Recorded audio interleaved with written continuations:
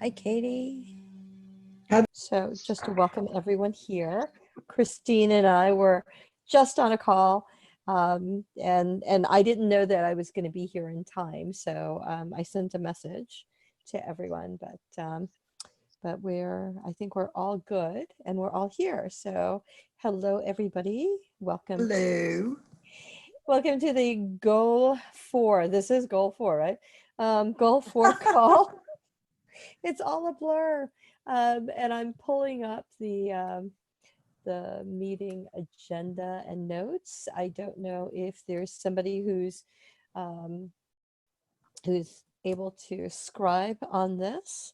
So I don't know if the team has shifted it down, but we will go ahead. Valto, is there a popcorn question that you had in the works or anything like that?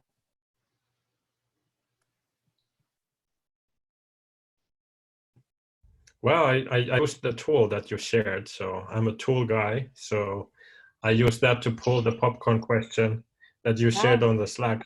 So, Yes. so the question is, what has got your attention today? What has gotten your attention today? Yeah. Okay. I will type this in the chat. I guess we can start with Katie. Well, I've been listening to a lot of NPR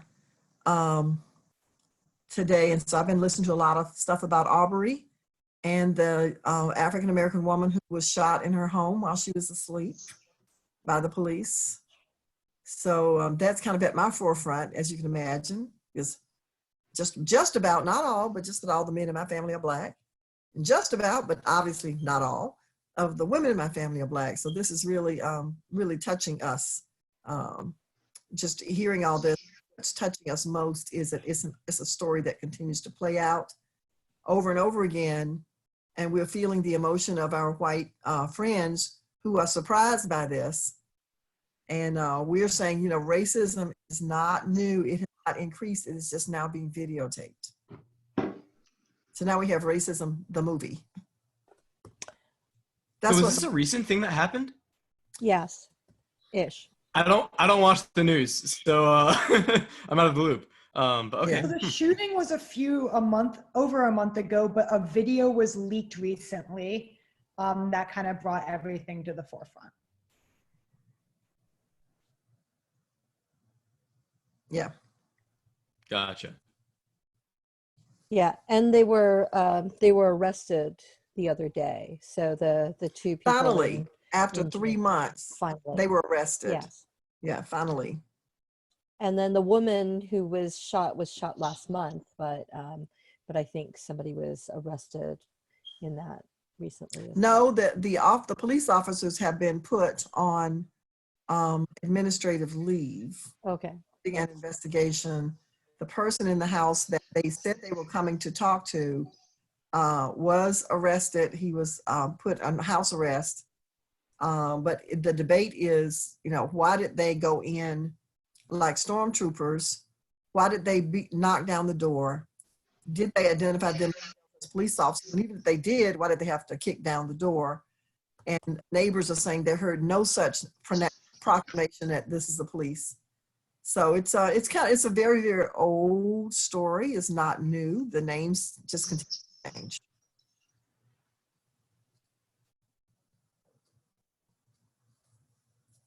That's a downer, I know, but that's what's on my mind. Okay. Katie, go ahead and popcorn. I'm going to go to Pava.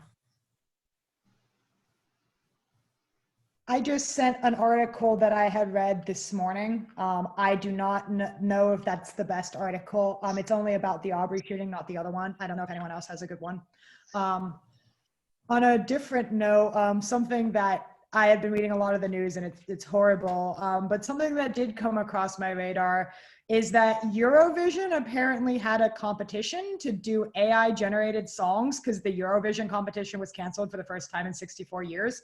So they challenged a bunch of technologists to make songs using totally only AI.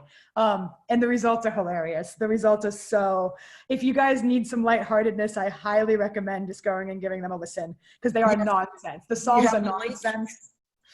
You have the link? I will send you a link to my favorite one. So my favorite didn't actually make the final round, which is super sad because it definitely slaps the most. And so my favorite is linked here. It is called Blue Jeans and Bloody Tears, I believe. Go listen to that. It's actually pretty crazy. So if anyone is looking for something that has no practical political significance, AI generated Eurovision songs are pretty cool. I will popcorn this over to Christine. Thanks, Sava. I was just putting a note. I really appreciate how this group holds space for the shadow and the light of everything that's happening at this time. So it's really beautiful. So thank you, Katie and Pava. What is holding my attention at this time? A lot of it is like emotional waves. Like I had a really hard day yesterday. And so like that's really kind of like just taken over without giving a lot of context, but just like I'm not really a big emotional person. I'm much more of a logical, rational person in my brain. So that's really, has a lot of my attention today. I will tag team Mr. Jeff Bennett. Hi there. So much lighter note. Just earlier this morning, somebody posted on the SCN Facebook page about tips on virtual demo days, and so that grabbed my attention. So I've been going down that rabbit hole this morning, trying to find best practices and tips because we may have to do one here in Sacramento, and I think it'd also be a cool thing to share broadly in the community. So that's that. I will tag team to Heidi. Hi, sorry I joined late. I guess the question is what's holding our attention right now? And could it be personal or professional? Okay, so my daughter is graduating from college. And of course they can't have the graduation ceremony, which is for me a disappointment. I don't think she really cares. I care more, but that's got my, that's got my attention. We're going to do something on Saturday, which is the day that they would normally have the graduation ceremony. They're doing something online with the president of the college, but that's not that big of a deal. We'll probably do like a special dinner and a toast, and I'm making a little piece of artwork, and so that's got my attention right now. Oh, and I will popcorn over to Valto. Right, thanks, Heidi. So my attention today has gone that for 2 months, it's been 2 months when the COVID shut down the schools here. And tomorrow, my daughters, 2 of them, will go back to school for the first time. So they decided to open the schools here for 2 weeks. And there's been quite a bit of conversation of whether that makes sense to open for a few weeks and then the summer vacation time starts, and then like if everyone's gonna go or not everyone's gonna go and so forth. So it's just kind of been an interesting topic. But anyway, so tomorrow it's not back to normal for sure. There's all kinds of things that they have done in the school for how they're going to do things. They occupy more space and they stay only with their own class and so forth. So there's all kinds of interesting things, but the main rationale behind that is that they also want to learn, if this continues, that they will get this learning before the summertime, and then they can kind of use that time to adjust and use the data that they collect from these 2 weeks to see how they can kind of run that. So that's been kind of on my mind. Popcorn to Alistair. Well, one thing that wasn't on my mind, but I have to make a comment to Pava that the bar for a good song on Eurovision is pretty low. So maybe AI is a definite improvement. But the thing has been on my mind. I'm sorry, go ahead. I was just saying, no, definitely don't get your hope. It's really bad. No.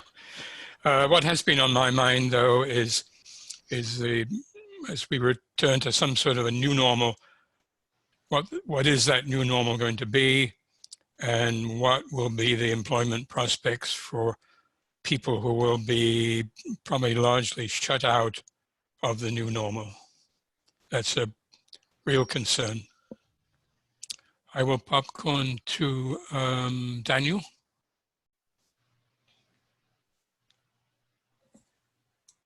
Hi, I think I'm a latecomer to the meeting, so give me a catch up on exactly what we're sharing. Sure. So Sorry, Daniel, Daniel. welcome to the meeting. Okay. Do you want to Thank explain you. it, Marcus? You can do that. You've been on a couple of calls now. Oh, you Sure. I would say we're doing popcorn questions just as a kind of intro about what has gotten your attention recently or what's been on your mind recently. And then popcorn to someone else. Okay, so for me, it's definitely been learning to find a work-life balance while working from home. Just in the software industry, I think most people have been pushed to work from home, and it's just kind of shattered a lot of those existing norms of those boundaries between what is work, what is personal life, and how to keep those healthy. So that's largely been on my mind, not only for myself, but for my colleagues and friends that I see going through the same struggles of finding that balance. And I will popcorn to Cecilia. Thank you, Daniel. So what has gotten my attention? Unfortunately, what's gotten my attention for the last 2 days is the people across the street. I don't know if you have this where you live, but in Tulsa, Oklahoma, where I live, we have things called chainsaw sculptures, and they take a tree and they make a statue or something out of it. And besides the really ugly McMansion that they built across the street from my condo, they've killed a tree, and now they're putting this really ugly thing. I will eventually take a picture of it and pay homage to the fallen tree. So next to their really ugly house is this really strange looking statue sculpture. And because the guy's out there with this chainsaw and it's right out of the window that I look out of, I've been watching the death of a tree. So it's a little sad. Yeah. So I will popcorn to CJ. Sure. Well, what's on my mind today is a little obvious for me. I'm a pretty straightforward, analytical, logical guy, except that I have one deep superstitious spot that I violated. I was explaining to somebody yesterday how I was very grateful because I was not as affected these days by the problems other people have, mainly because my work style and lifestyle is such that just this type of thing hasn't affected it. I've got a lot of remote workers anyway, and we've been working on a series of rather large projects. I woke up at about 6:10 this morning to find that we had made some mistakes yesterday that had pretty much obliterated everything that we were working on, and I spent hours up until about 15 minutes ago trying to recover on the phone with support for our servers, and it's all gone, and we basically have to spend money with developers again. So the fact that I was talking about how well things were going caused this, in my superstitious opinion, because this happens all the time to me, is that once I open my mouth and start bragging about something, that's the end of it. So I'm going to keep my mouth shut from now on. But anyway, that's been on my mind. But about 15 minutes ago, it stabilized. It costs a lot of money, but at least it's not going to be on my mind anymore. Thanks. I think we had everyone go. Christine, yours is the only comment that I did not get into the agenda. There's a link to the agenda in the chat for those of you playing at home. And so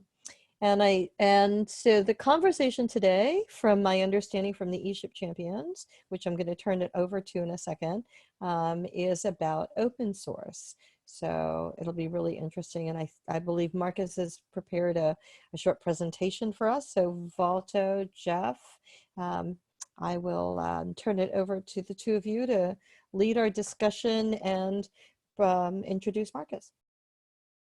And I'm flying blind here. I know nothing, so I got to say, Walter, take it away. You were the one that stepped up with the idea, so Yeah. no, So, all right. So basically, I think we actually didn't popcorn Christine and Marcus, but anyway. Marcus, you are the one that we didn't popcorn to. Sorry, I didn't write down Christine, but so as you introduce Marcus, we'll get that too. How's that? Yeah, so Marcus, you can do it once we get started with that. But as a background, I just wanted to kind of share that last time when we had a call, and then basically towards the really end, the last 10 minutes, we basically got into a little bit of the further conversation about the open source. And that's a topic that have every now and then surfaced a little bit here and there. But then kind of made a comment on that last time that we should revisit and continue, because the conversation only gets started when we were also already supposed to end the call. So with that in mind, we then discussed with Marcus if had some past work and kind of interest towards that topic further from earlier, which Marcus, you are much better to explain that background. So with that, we thought that let's put the topic out and give some kind of just a brief kind of consideration or intro for that, and then let's see what kind of conversation would follow. So nothing handy-pandy, nothing too deep, but just kind of something to kind of get our minds around. So Marcus, you want to take it away? Yeah, so let me see if I can't get the screen sharing right.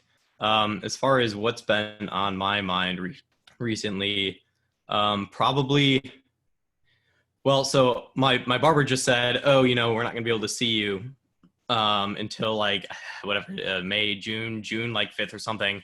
That's when like supposedly our mayor has said, maybe it'll open up by then. And so obviously I'm caring about that. But then also thinking about all the other things that I really need to do or want to do that go with that. We're actually going to be moving in July.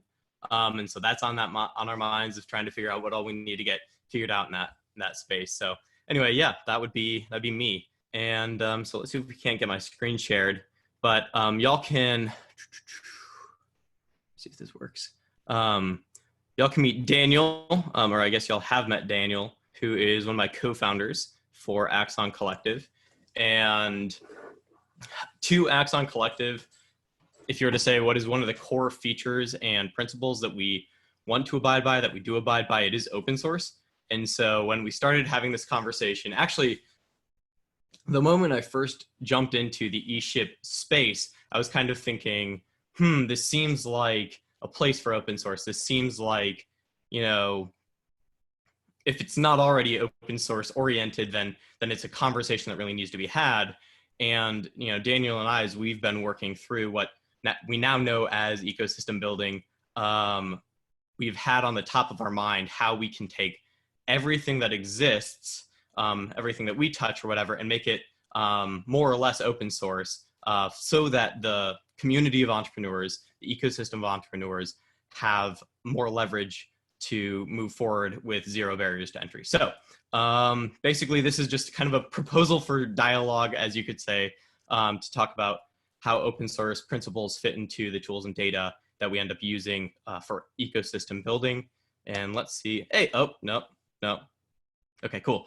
And I just want to give you, first off, open source started in software, but recognize that it doesn't mean that it has to stay in software, and it hasn't stayed in software. It has touched so many other places. So just keep that in the top of your mind as I kind of talk through all these software-oriented stuff.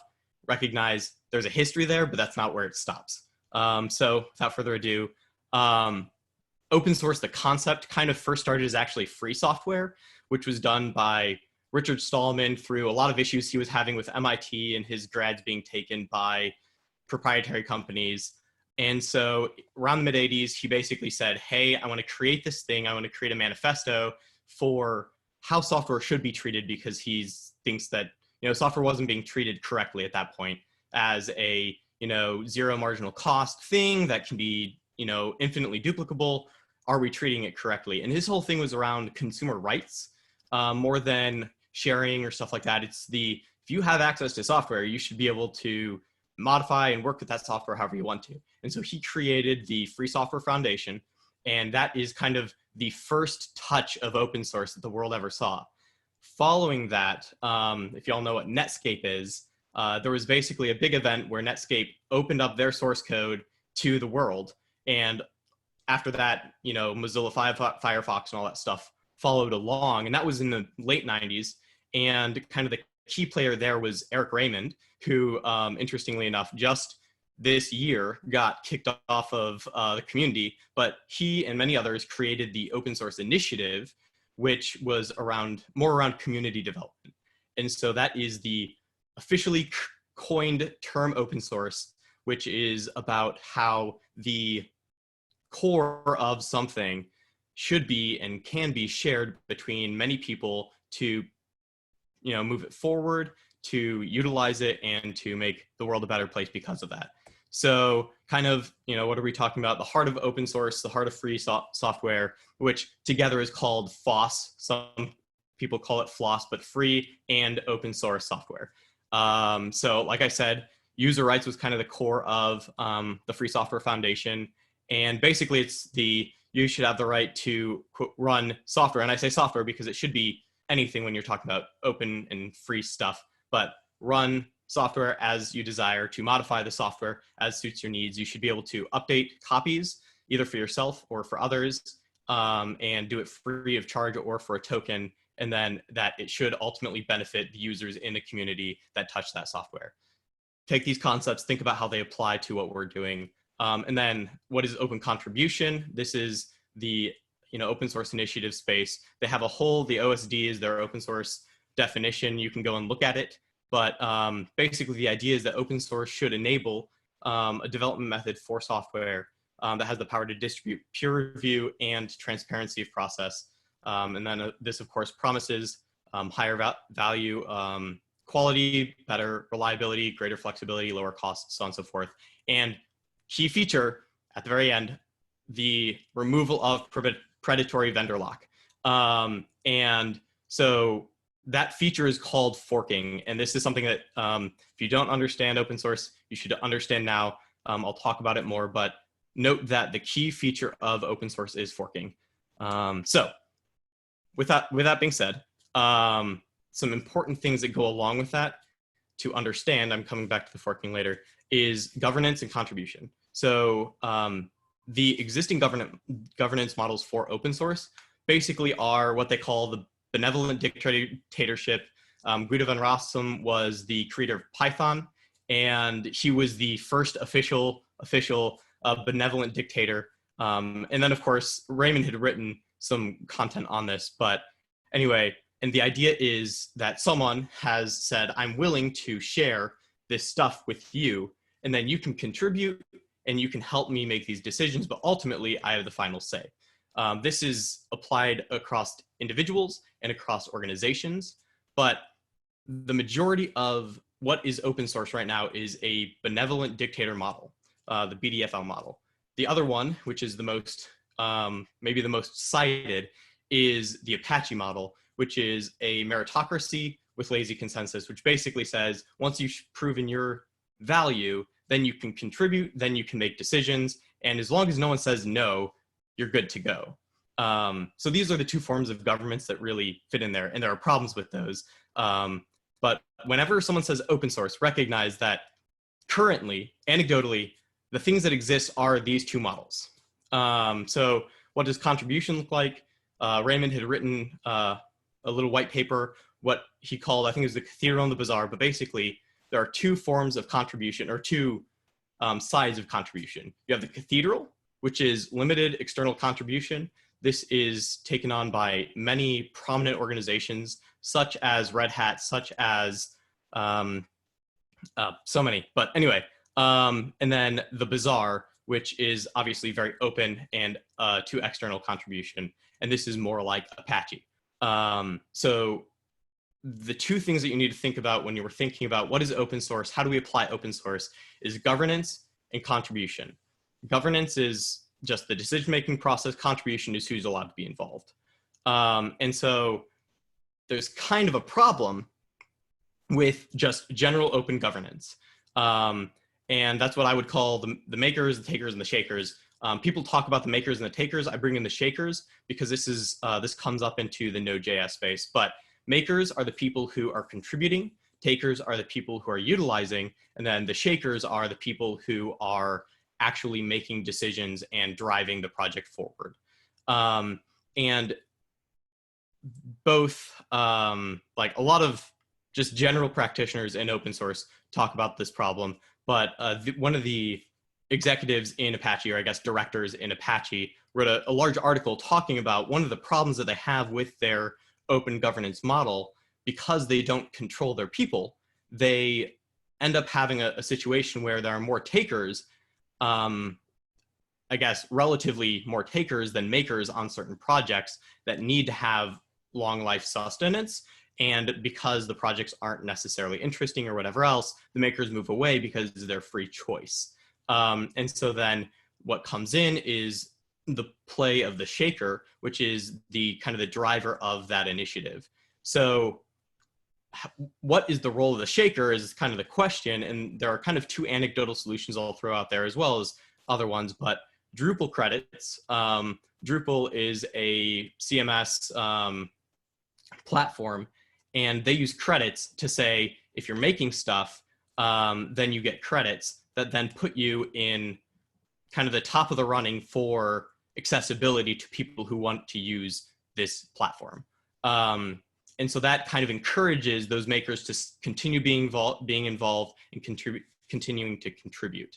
The Node.js agile liberalism model, as I would call it, is basically you let anyone who's involved, anyone who's a taker, have a very short path to being a maker. Don't restrict them in any way, let them do whatever they want to. But at the end of the day, you still have to have shakers involved that make the final say of if this goes to production or not.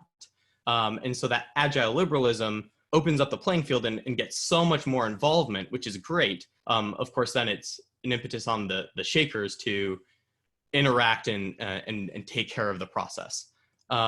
So another piece, and then we'll talk kind of how this applies, is open source monetization. I kind of will highlight 4 different models. So RHEL is Red Hat Enterprise Linux. They are an open source platform that is controlled by an organization, and they make their money so that they can continue to drive the work by having production licenses and support. MongoDB will host the open source project themselves and manage it for people who don't want to do that themselves using Atlas.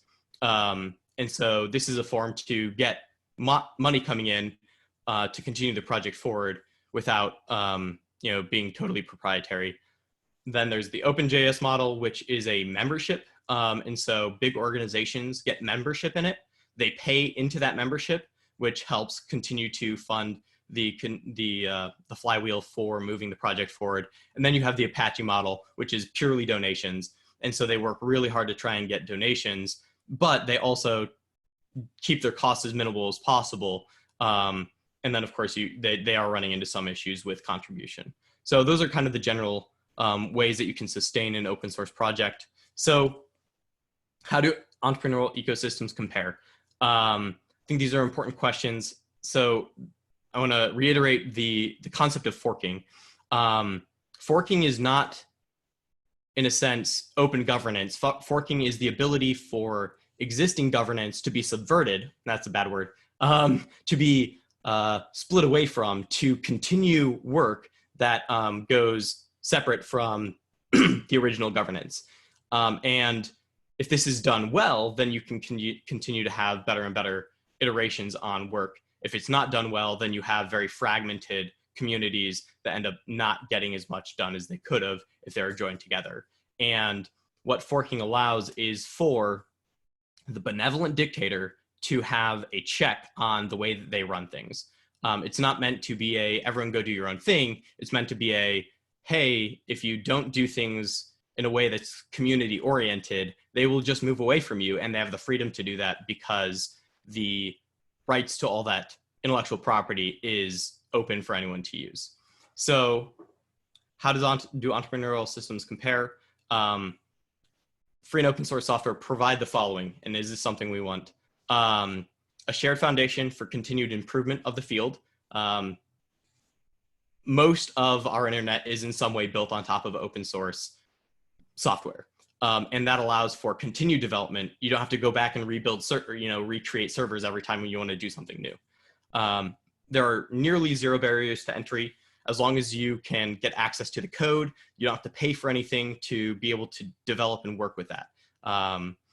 There's obviously this open community for universal collaboration, depending on who's running the organization, says how quickly they can be involved, but the idea is anyone can be involved.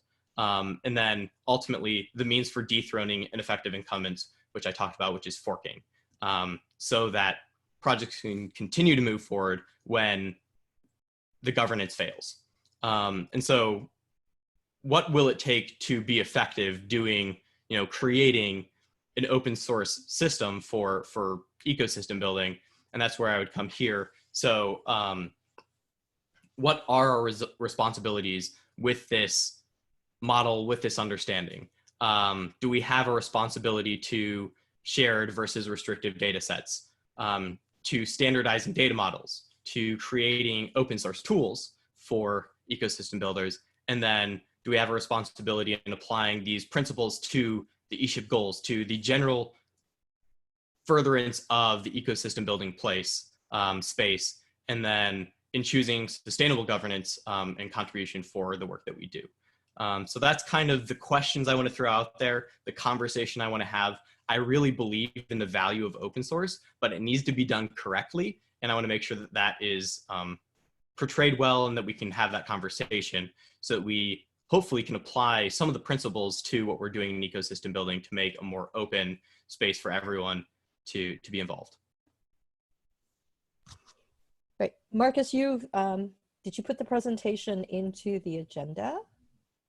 I did not. I can. Oh, I did. somebody did. Oh, Look, okay. I'll say I gave it to Volto, so I just kind of assumed Volto was going to take care of that, but I can obviously do that. Wait, I want to do. Oh, it was. I think it was done already, right? Jeff, did you Yes. put it? Yeah, it's there already. All right. I'm going to take your participating off. Oh, Thank there we go. you Thanks. for Oh, wait. that. Oh, oops. That was excellent, and lots of good framing. Whoops. I went to try and stop the share and I goofed. So there we go. All right. So basically, I mean, first of all, thanks Marcus for that. It was really great, and I think there was enough kind of key points, and trying to run as many of those as quickly as possible also. So kind of would be interesting to hear like first reactions, or like immediate questions of like or clarity to any specific points. I think just to kind of get past first that like that there isn't any like obvious kind of understandings or anything that would be kind of like just maybe earlier misconceptions about open source or anything of that nature. Like anyone? I guess my main question is I get open source, but I'm not sure. I need an example, I think, of a case study or something, how it applies to ecosystem building. I guess I'd need to kind of see what would that look like in the ESHIP world? I can share maybe, Jeff, a little bit, a question and be a response, and then see if that aligns with what Marcus and Balto and folks know about open source. Because I think, Marcus, thank you for that presentation. That was really great. the way that I received it involved choosing from some of our interactions before in conversations. The way I see it, Jeff, potentially is like there's a lot of incredible content and knowledge and learning that everyone is going through locally. And I'll speak from like an NRP perspective. Right now, there are a lot of interesting gray areas around like IP, like who owns what, and then what things are actually serving the entire field that people are able to like generously put out in the center. And so, So when we say IP, so are we talking about, processes or guidelines or principles for doing the work, or is, how to do X, Y, Z in your ecosystem, or everything. those the kinds like of I things? guess, yeah, the way that Kaufman calls it's like the 3 Ps: policy, programs, and practices. But it's also like, a lot of other things like software, products, tools, other things. And so I would say it's a combination of all those things. Marcus and Valta, would that be aligned? Yeah, so if I would mention something is specifically because everything is basically by default IPs apply. So there's nothing that by default IPs don't apply. So that's kind of the starting point, that anyone who creates anything, whether individually or collectively, they have a right to say, oh, we don't want you to use it anymore. Right. Whether they get paid for doing that or whether not. And typically, like, I don't think we should have agreements everywhere for everything in place between everyone, organizations, individuals included. But that's kind of like the main problem, is that there is currently no default existing. So therefore, basically everyone would have to ask permission to anything that they would like to use from anyone. So that's kind of like a foundational problem as such, that if we don't have that, then nobody can use anything by anyone who has created anything. It's just a simple starting point. So Christine, can you Pava. share? Pava. I will definitely get to Pava, but I need can you share for the people who don't know what an NRP is? Yeah, absolutely. Yeah, I know we have a few folks new to the call. So NRP stands for National Resource Provider. It kind of is an ambiguous phrase that's kind of like been used in the ESHIP community to represent organizations who are providing the 3 Ps: policies, practices, products, tools, resources, funding, to ecosystem builders who are then able to use that to support their local ecosystems and entrepreneurs. And so it's a little bit of a meta, but these are organizations who are able to provide this on a national scale, not just local or community. And so that's what NRP stands for. Thanks, Cecilia. And Pava, I want to tag team you because I know that you have some thoughts. Yeah, definitely. So again, Marcus, really thank you for that conversation. And I like the start of the conversation. So I kind of have like an example / question that I think might hit at Jeff's points. So one of the initiatives we've been working on in Maryland is that we realized on the university level, every single university writes their own damn startup like accelerator curriculum all the time. And you're writing 99% of the same thing. And so in Maryland, we have a lot of universities that are kind of like up and coming, making their university ecosystems. And so what we did is that a nonprofit I'm a part of, we wrote like a universal curriculum that is just like, here are all of the things that a student entrepreneur or an early stage entrepreneur should know. And we kind of have, and like when I say we just did this, I'm still finishing the final version, but essentially the idea is that once we have that final version, each university can kind of make their own copy of it and add their own customizations and their own details. And I'm never going to come back at them and be like, I wrote this curriculum, like give me credit. And so I think that's like a non-software example, maybe. Yeah. Pava, I have a question. Is it MIT licensed? Do you have any license on it? Because you should. Otherwise, and that's the thing I forgot to talk about, which is probably the most important thing. But yeah. I don't, because like, honestly, like I wrote it as a contractor under Hopkins who forgot to like write a clause in my contract that they owned my IP. And so I don't want to stick a license on it. Maybe I should, but actually that would be really helpful. Could you go over the benefits, pros versus cons of sticking a license around it? Yeah, so this is something that I always forget. Doesn't really exist in other places besides software. And so I totally forgot to cover it. But the whole, the crux of what is open source, what is free software is the license. And so licenses really legalese written into a piece of paper that says you can use this stuff, or you can't use this stuff. It's a, you can use this stuff for this long or not for this long.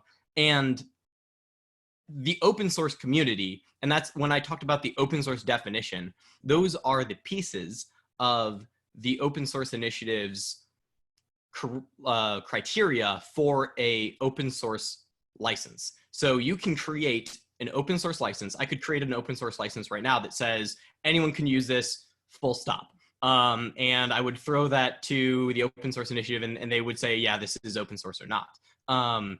But the whole central point of open source of anything, and the way that intellectual property, as Christine is talking about, is used is through a license. If there is no license, then like Valto was saying, it just kind of defaults to it's mine. To some degree with copyright, really you're supposed to write, put a copyright on it.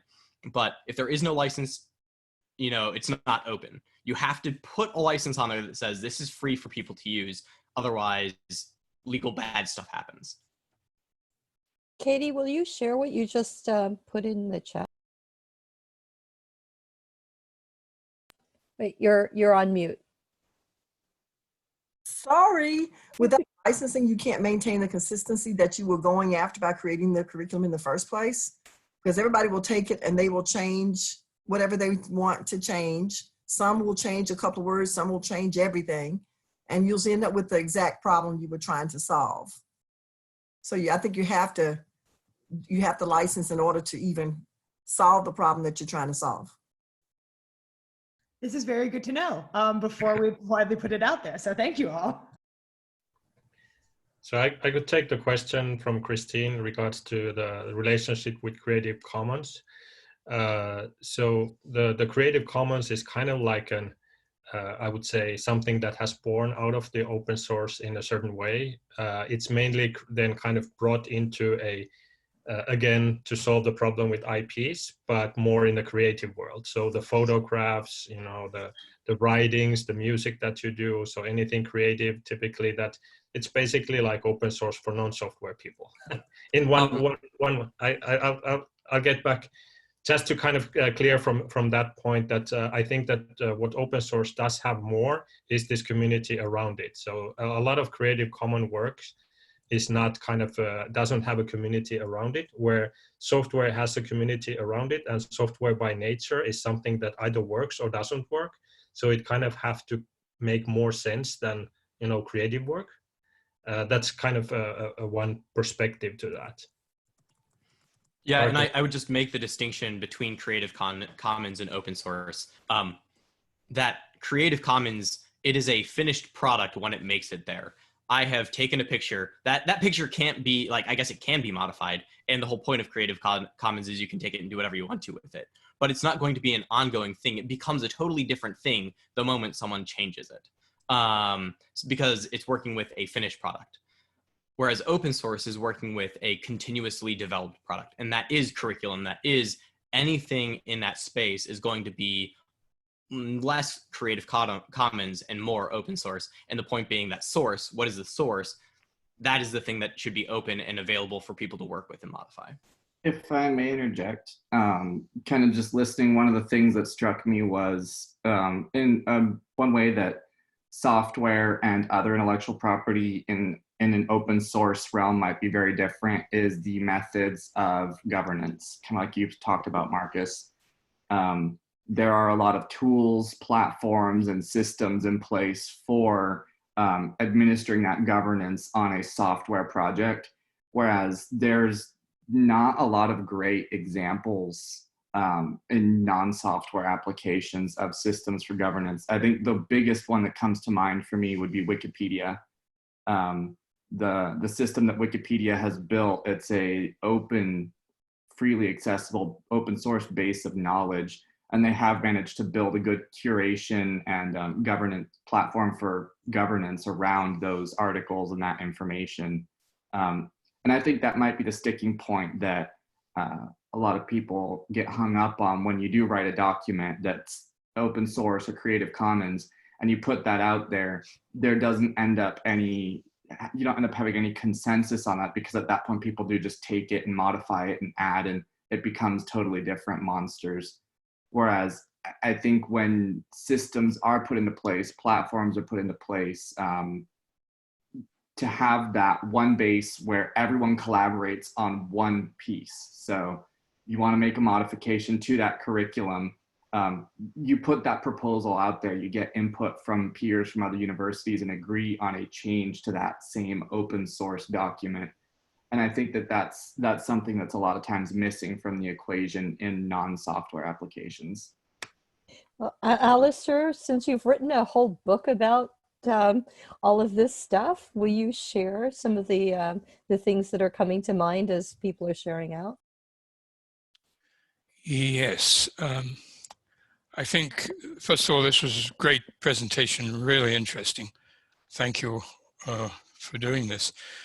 I think we should try to develop some platforms for ecosystems, because sometimes I feel we've been sort of floating around a little bit here and we need to land on something.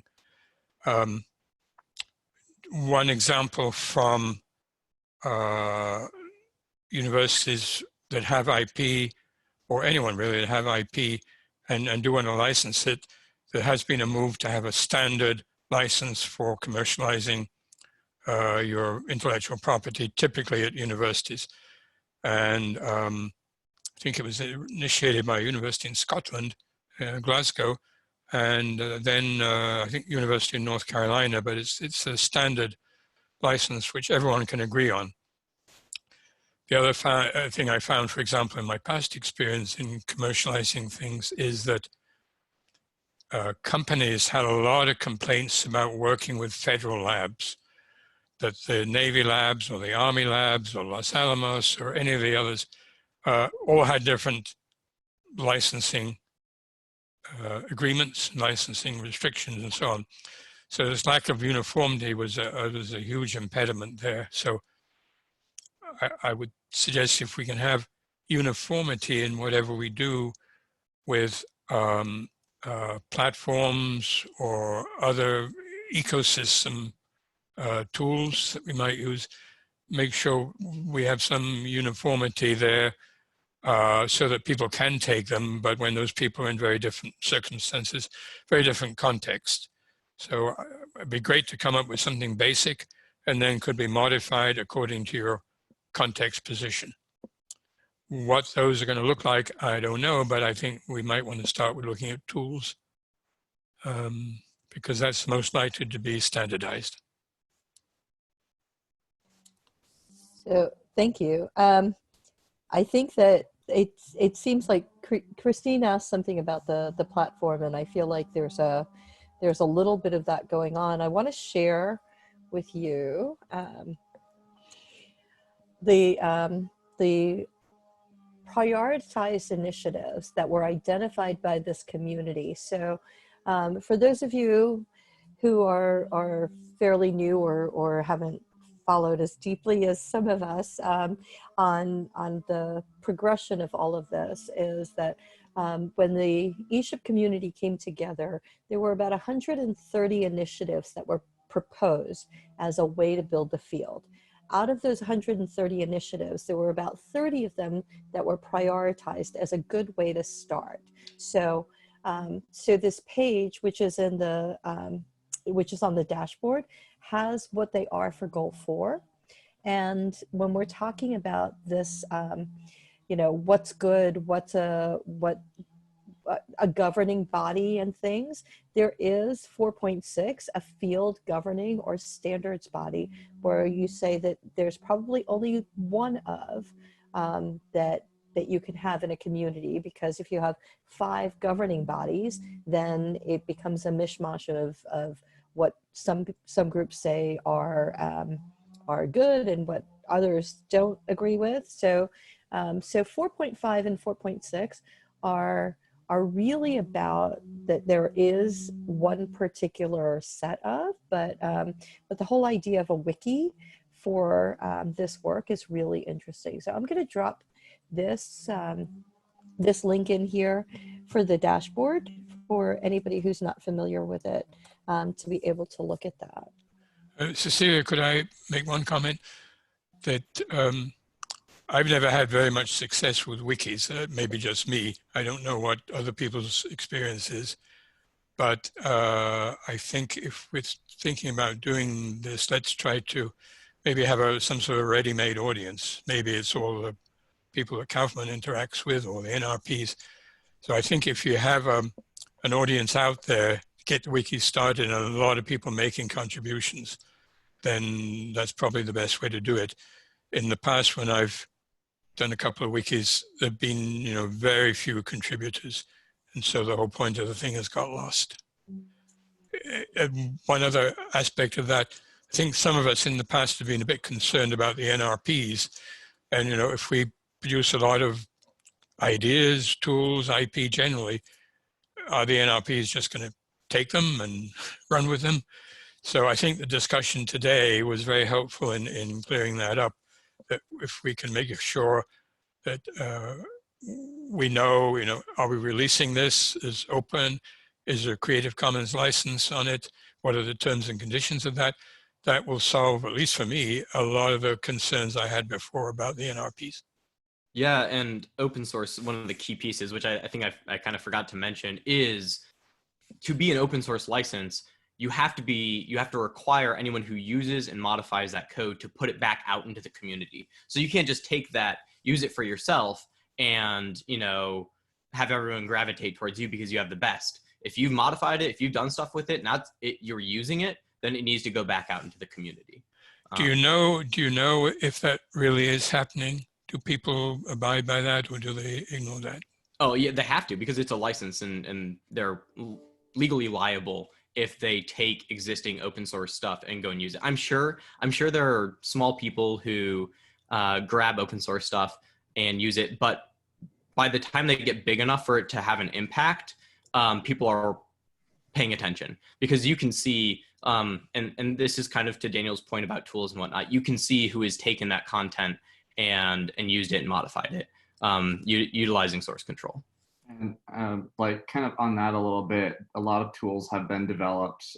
We actually, at various projects I work on, we have scanning tools, because it's so easy to accidentally leak source code that you would have to push back out into a proprietary project. They've gone as far as to have scanning where, as an organization, you intentionally scan your own code to make sure that if there are bits of source code in there that you need to push back out, that you can identify those and do so to keep from essentially getting in trouble, getting a lawsuit.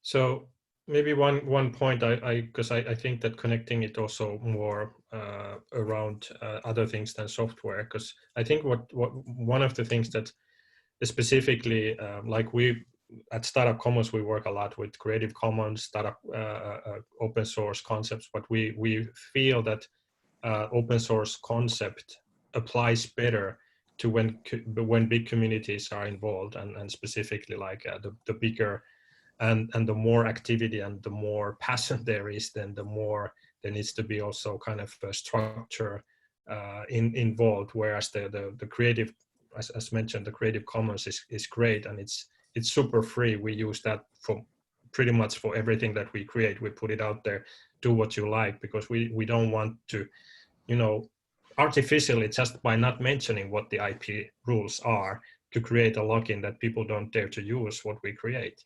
So that's one aspect. But for example, KPIs is something that we all understand the importance and value of measuring things. KPIs for impact, for those who finance activities, for those who try to assess ecosystems efficiency, any activity. We also all understand that if KPIs keeps changing with every project every year with different places, they lose their value, because there's no comparability between the KPIs over time and cross similar actors. Let's say accelerator A uses KPIs that is this set, and accelerator B uses KPIs that is another set.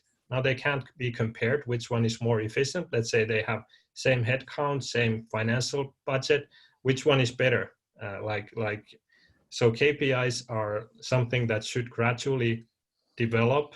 They should consistently inherit the previous history, and they should be continually expanding and continuing over longer period of time, and those touch basically everything. So something like that is in my mind is impossible to get to ecosystem level in a consistent way without having some kind of structure around that. And that's kind of one of the first areas that we from our work felt that now we are in the position that we can't do anything for this ourselves. It's like it's a no-go. So it requires a collective effort, but the collective effort doesn't organize itself by itself. So how to go about it? Now we are here. So this is kind of one idea that we are having a conversation around. But KPI is definitely one. Terminology in general is another one for sure, because KPI is dependent on consistent understanding of what are we talking about and what are we measuring. Yeah, I would just kind of, and the reason I brought this up is because of that first point of not having to repeat yourself. I think that anything that's a work enabler for ecosystem builders, for entrepreneurs, that we can put into some type of open source system is going to exponentially improve the field, because you're not going to have 20 different universities starting from zero trying to write the same thing, which wastes time. Instead, that time can be used on something more productive. So that's why I think where different tools that we've created, different data sets. I didn't talk much about open data, but that's another very big point of topic. So that those people who are aggregating all this, these different service providers and whatnot, if we're aggregating that and making it open source, then they have no leverage if they're not, because we've done that ourselves and open source the data. So I want to be mindful of time because we're coming up on the hour. Yes. Wow. Pop is like, wow, it's already that time. So what I want to shine some light on is some of the conversations that are going on in Slack right now, where there are groups that are self-organizing and talking about like definitions and the metrics part of it. So we're a consistent group of KPIs, like you were talking about, Valto, are identified. So those conversations are actually going on in Slack. If you don't have visibility to those channels, first of all, if you don't have an invitation or don't have access to Slack, please email me and let me know, and I will be happy to share that out. The other thing is you can go into channels, and there's a little plus where you can browse the channels that have been forming because there's maybe a conversation like this that happens on a call, and then a group says, hey, you know what, let's continue this conversation and talk about specific focuses. So that's been going on, and any help you need in doing that, please let us know. So this call, as it's being recorded, will live on that dashboard that we have currently, and I invite all of you to kind of keep talking about this. This is the important part, right? This is the part of the forming and norming and storming that we all tend to do, but now we're doing it more collectively. So I love the conversation. Is there anything that anyone wants to share in the last minute that we have together? I guess one of the things I want to ask is, what have we decided?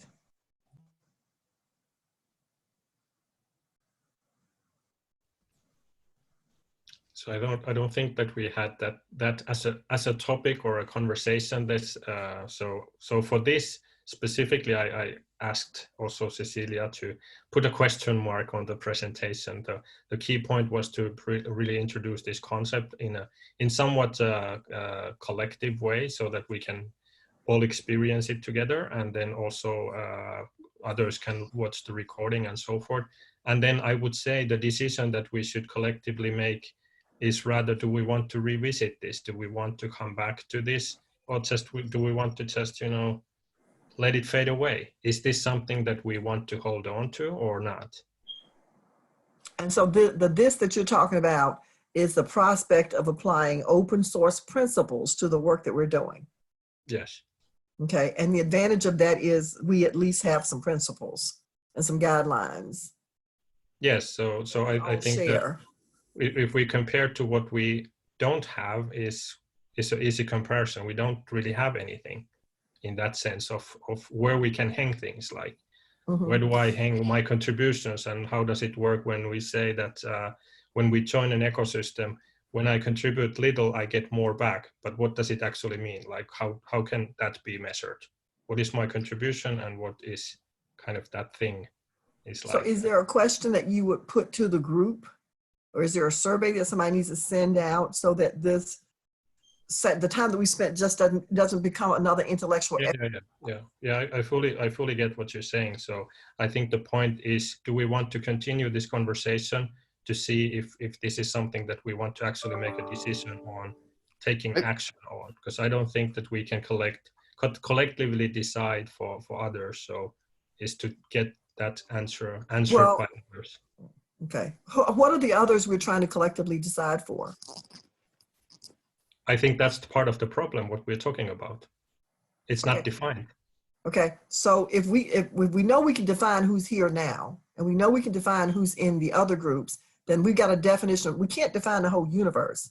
I mean, I think we have to put a stake in the ground and let other people, give them something to attach to or hang on to. But if we try to wait until we get global consensus on every human being that might care about this, it'll never happen. I mean, come on, guys, let's be entrepreneurs. Entrepreneurs don't wait until they have perfect information and every single customer has signed on to what they say, this is what I got, and so let's go with it. And so, you know, it's a great intellectual exercise, but if we don't define some next steps, we'll come back next time and we'll have another intellectual exercise. And I think that we're all just preaching to the choir when we do this, and let's be brave. Let's decide and let's do something. And if somebody smacks our hands, that's great. At least they're right now we have no way of measuring anything. I think so. I think what you're saying, Katie, is maybe do an MVP. You know, let's be entrepreneurial, do an MVP. So Pava came up with this an example of a curriculum for University Accelerator. I think if some people could get together and run a little test on what that would look like, open sourcing that, and be able to communicate and show what this means in a real ecosystem building world, I think that'd be beneficial. Yeah, and I'm happy to like kind of go, as I said, like I'm still finishing the final touches on it. So if we want to use this as a little litmus test, like happy to. Because I mean, Pava and Marcus and Valto, you guys need to like. But you know, we've gone from up here in the ionosphere, like open source principles applied to our work, to now we're going to open source as one curriculum, when what I'm talking about is something that's bigger and more global. How, if we agree, and you can send out a survey on this, Valto, do we agree that we should apply open source? The people who are here to agree, apply open source principles to what we're doing. What are those principles? And let's say this is a standard, and then Pava could be just one example. But I think the higher level thing is trying to put principles and some guidelines around the work that we do in general. Much bigger question than what do we do with one specific curriculum. Yeah, Katie, that's great. And I will say this, like Axon Collective is intending to open source the things that we're doing for ecosystem building. We'll be the first ones to do it. It's just is it under our purview? Is it under someone else's purview? You know, we'll do it without permission, but obviously I'd love to do it with support from other ecosystem builders. So, you know, I'm not going to say I'm the one leading the crowd, but I'm going to go do it, you know, come with me or not. But that's an action you're taking. But the bigger question is, are we going to apply open source principles, and what are those to what we do? And then yours is an example, Pava's is an example. But the bigger thing is about the principles, the engagement rules, that then everything that everybody does falls under. So is that a thesis that you'd like to, that this group would like to test on something, say like Pava's project? So it's like a beta of what 4.6 could be. I think that we just need to decide, are we going to apply open source principles to the work that we do as a global statement? I say yes. Okay, now what are those principles? Can we document them? Yes. That becomes a code of conduct, basically. Then what Marcus is doing, what Pava's doing, then everything, and what I'm doing, we all adhere to that code of conduct. So this is Initiative 3.1. It's I think it's in addition to field well mission vision, there's also values and outcomes. So you're talking about a values statement there, which is 3.1. Is there anybody, Cecilia, from that goal that would align with this to collaborate on that? Sorry to put you on the spot. No, so actually, the goal call for goal 3 has turned into a project team. I'm happy to share the sandbox that they're working on to come up with a mission and vision.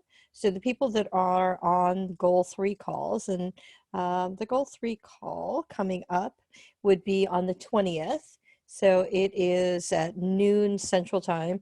It's the third Wednesday of the month. On that dashboard, you can see where that is, and also there's a link to the document that's the sandbox where people are sharing their thoughts, because the idea is you can't have 15 missions and visions for the field, but you can have one collective, like Katie said, put your stake in the ground, and this is what they're landing on. So the whole call and group has become a project team to flesh out what a mission and vision for the field is. So yes, it's also 3.3.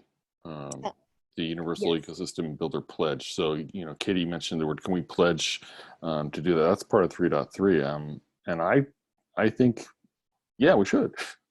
Okay, so if you're interested in that call, there is a link to that project canvas, and then there's I should add the link to the sandbox document that everybody is adding to. So it will be on the dashboard in the next couple of minutes that I'll add the link to the sandbox, and you're welcome to contribute. It is an open invitation to anybody who would like to think about how that's refined and worked on. The call itself will take place on the 20th, and is the next one that's coming up. And the Slack channel is a good way to connect with that group. So I guess my one last question would just be, like, I agree. I think these open source principles apply to all of the goals. I think this is a general concept that needs to be talked about throughout all of the ESHIP community. So do we create a new channel for that? Do we, mention it in general and have people hop on board? Like, how do we go about that? Because I'd be willing to, throw in an open source channel if that's what it takes. Does that fit into the 4.6 standards channel that's already there? It seems like this is like one of those interdependency conversations where it involves all the goal calls. So maybe it's instead of having siloed conversations with certain groups, my suggestion, and this is self-forming or whatnot, but my suggestion is to talk about it in the general channel and see where the energy is. And if there's a group that wants to approach it and talk, then at least the openness of having that conversation, and it's not like, oh, these people went off in a corner, did this thing, came back and told us this is the thing, right? So that's what I would recommend. But follow your energy, and put forth those suggestions. Katie, I appreciate you kind of honing in on getting to a thing, right? Because I think you're right. We have a tendency to do that, and so all of you doers, I know that Christine and I are poised to cause not do, but you have your entrepreneur hat and your ecosystem builder hat, and sometimes it's the same hat, and you put it together and you just go do a thing. So there's no wrong. We're all figuring it out. So I love that we're figuring it out together. I think that's the most important thing. So I'm going to give you back the rest of your day, and thank you all for your time and energy and brain space. This is wonderful, and keep talking to each other, because that's how we're going to make the impact. Okay. It was a pleasure. Adios. Thanks, everyone. Thanks, everyone. Bye-bye.